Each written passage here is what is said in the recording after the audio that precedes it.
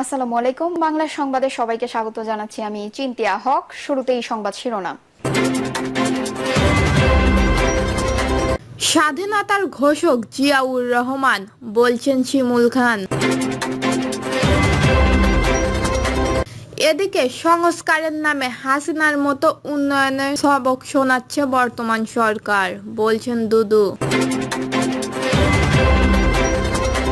জানাবো, দাঁড়িপাল্লার প্রতীক ফেরত পাচ্ছে জামায়াত ইসলামী, বলছেন নির্বাচন কমিশন। নিবন্ধনের জন্য চলতি মাসেই আবেদন এনসিপির, বলছেন নাহিদ ইসলাম।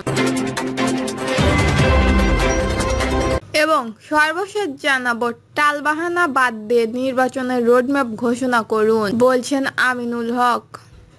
শুনছিলেন সংবাদ শিরোনাম, এবারে বিস্তারিত। স্বাধীনতার ঘোষক জিয়াউর রহমান, বলছেন শিমুল খান।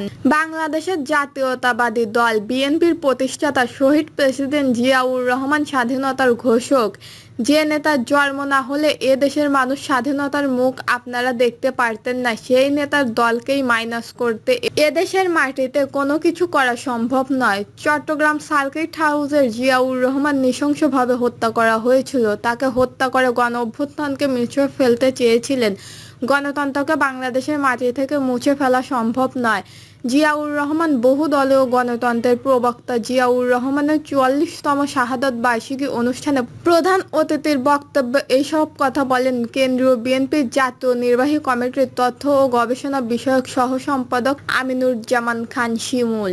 তিনি আরও বলেন, অতীত ভুলে গিয়ে বর্তমানকে সামনে রেখে এগিয়ে যেতে হবে। জিয়াউর রহমান জীবনদশার কোনো ব্যর্থতা নেই।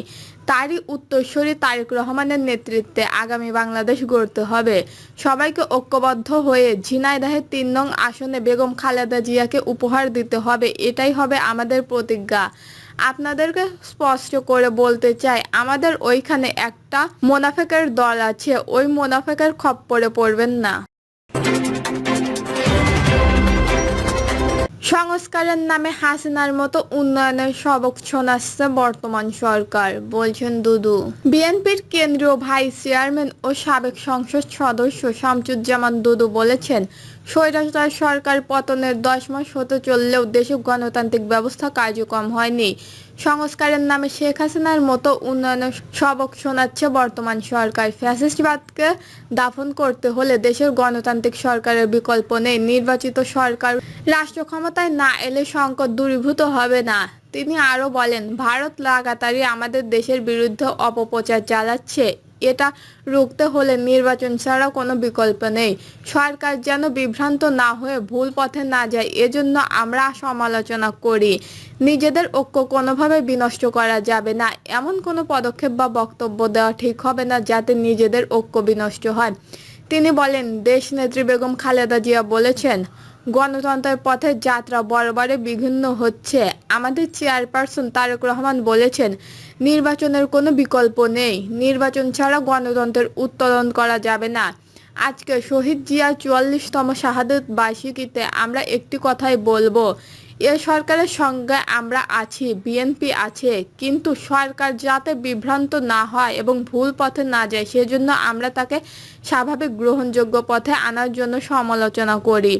এই সরকার অবশ্যই জনগণের পথে থাকতে হবে, দেশের পক্ষে থাকতে হবে, গণতন্ত্রের পক্ষে থাকতে হবে, স্বাধীনতার পক্ষে থাকতে হবে।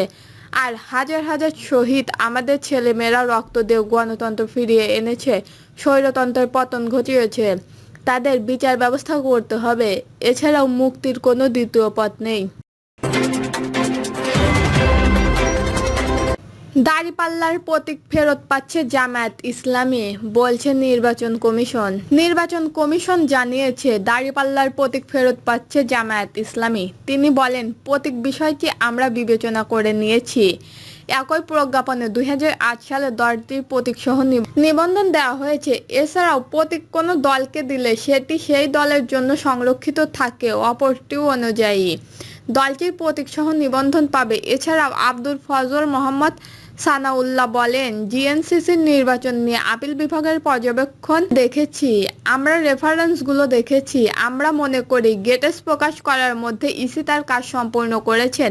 এর আগে গত ১ জানুয়ারি রাজনৈতিক দল হিসেবে বাংলাদেশ জামায়াত ইসলামীর নিবন্ধন বাতিল অবৈধ ঘোষণা করে রায় দেয় আপিল বিভাগ।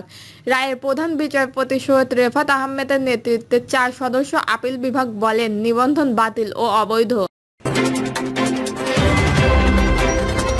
নিবন্ধনের জন্য চলতি মাসে আবেদন এনসিপির, বলছেন নাহিদ ইসলাম। জাতীয় নাগরিক পার্টি চলতি মাসেই নির্বাচন কমিশনের নিবন্ধনের জন্য আবেদন করবে বলে জানিয়েছেন দলটির আহ্বায়ক নাহিদ ইসলাম। নাহিদ ইসলাম বলেন, প্রতিটি রাজনৈতিক দলে আর্থিক স্বচ্ছতা ও জবাবদিহিতামূলক নিশ্চিত করতে হবে। আর্থিক সত্যতা রাজনৈতিক দলগুলো প্রকাশ করে না, বিশেষ করে চাঁদাবাজি বা টেন্ডারবাজির মতো তথ্য প্রকাশে আসে না। নিজেদের আর্থিক অবস্থা নির্বাচন কমিশনকে জানাবেন উল্লেখ করে তিনি বলেন, এই মাসে নির্বাচন কমিশনে আমরা নিবন্ধনের জন্য যাব। তখন আমার দলের সব হিসাব জমা দেব, কারণ আমাদের মূল উদ্দেশ্য জনগণের সমর্থন নিয়ে এগিয়ে যাওয়া।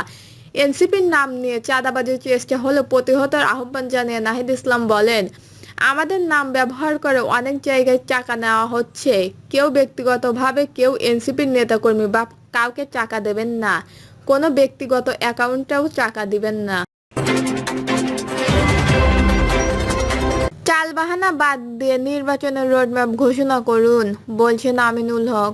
বিএনপির কেন্দ্রীয় ক্রীড়া বিষয়ক সম্পাদক ও ঢাকা মহানগর উত্তর বিএনপির আহ্বায়ক আমিনুল হক বলেছেন, টালবাহানা বাদ দিয়ে দ্রুত নির্বাচনের রোডম্যাপ ঘোষণা করুন। তিনি আরও বলেন, বাংলাদেশের সাধারণ মানুষ ও বাংলাদেশের জাতীয়তাবাদী দল বিএনপি সহ যুগপৎ আন্দোলনের সব রাজনৈতিক দল আগামী ডিসেম্বরের মধ্যে নির্বাচন চায়। অবিলম্বে নির্বাচনের রোডম্যাপ ঘোষণা করুন। সংস্কার ও নির্বাচন প্রসঙ্গে আমিনুল হক বলেন, আপনারা সংস্কার চান, আমরাও অনেক আগে থেকেই সংস্কার চাই। এদেশের সাধারণ মানুষ সংস্কার চায়, কিন্তু সেটা হতে হবে একটি অবাধ, সুষ্ঠু ও নিরপেক্ষ নির্বাচনের মাধ্যমে জনগণের সরকারের অধীনে। কারণ সংস্কার ও বিচারের নামে গত 10 মাসে এখন পর্যন্ত আপনারা কোনো সংস্কার করতে পারেন নাই। আপনারা এখন পর্যন্ত পতিত স্বৈরাচারের দোসরদের আইনের আওতায় এনে বিচার করতে পারেন নাই। আপনারা এখন পর্যন্ত বাংলাদেশের সাধারণ মানুষের কাঙ্ক্ষিত অধিকার প্রতিষ্ঠা করতে পারেন নাই। বাংলাদেশের মানুষের ভেতরে স্থিতিশীল অবস্থা আসেনি, অস্থিরতা বিরাজ করছে বলে মন্তব্য করে আমিনুল হক বলেন, বাংলাদেশের অর্থনৈতিক অবস্থা ভঙ্গুর অবস্থানে রয়েছে। তারপরেও আমরা আশা করেছি পতিত স্বৈরাচার সরকার বাংলাদেশের অর্থনীতিকে দুর্বল করে দিয়েছে। এই অন্তর্বর্তী সরকারের সময়ে দেশের অর্থনীতির অবস্থা সুদৃঢ় হবে। দুর্বল অর্থনীতিতে বিদেশিরা বিনিয়োগ বাড়াতে চায় না, কিন্তু 10 মাস পার হয়ে গেলেও এখন পর্যন্ত দেশের কোনো বিনিয়োগ আসছে না। বিনিয়োগ না আসার অন্যতম কারণ হলো বাংলাদেশের মানুষের ভিতরে স্থিতিশীলতা আসেনি, মানুষের মধ্যে অস্থিরতা বিরাজ করছে। এটার মূল হচ্ছে একটি অবাধ ও সুষ্ঠু নির্বাচন। তাই সেই দিক থেকে চিন্তা করে নির্বাচিত সরকারের কোনো বিকল্প নেই। সুতরাং আমরা আশা করব এই অন্তর্বর্তীকালীন সরকার আগামী ডিসেম্বরের মধ্যে নির্বাচন সম্পূর্ণ করে মানুষের ক্ষমতা মানুষের হাতে ফিরিয়ে দেবে। এটাই আমাদের প্রত্যাশা। অন্তর্বর্তী সরকারের কিছু উপদেষ্টা নির্বাচন নিয়ে টালবাহানা শুরু করেছেন বলে মন্তব্য করেছেন বিএনপির এই কেন্দ্রীয় নেতা। অন্তর্বর্তী সরকারের ভেতরে কিছু পতিত আওয়ামী লীগের ষড়যন্ত্রকারী, কিছু বিদেশি ষড়যন্ত্রকারী এবং এই অন্তর্বর্তী সরকারের কিছু উপদেষ্টা তারা নির্বাচনকে পিছিয়ে দেওয়ার অপচেষ্টা করছে, কারণ তারা ক্ষমতার মোহে পড়ে গেছে। তিনি আরও বলেন, গত 15 বছর ধরে এদেশের মানুষ ভোট দিতে পারেনি, মানুষ ভোট দিতে চায়। ভোটের মাধ্যমে বিএনপিকে ক্ষমতায় আসলে জনকল্যাণে কাজ করবে বলে তিনি তার বক্তব্যে উল্লেখ করেন। দর্শক, এই ছিল এখনকার সর্বশেষ নিউজটি ভালো লাগলে একটি লাইক দিন, কমেন্টে আপনার মতামত জানান এবং আমাদের পাশে থাকার জন্য বেল বাটনটি অন করে রাখুন। ধন্যবাদ।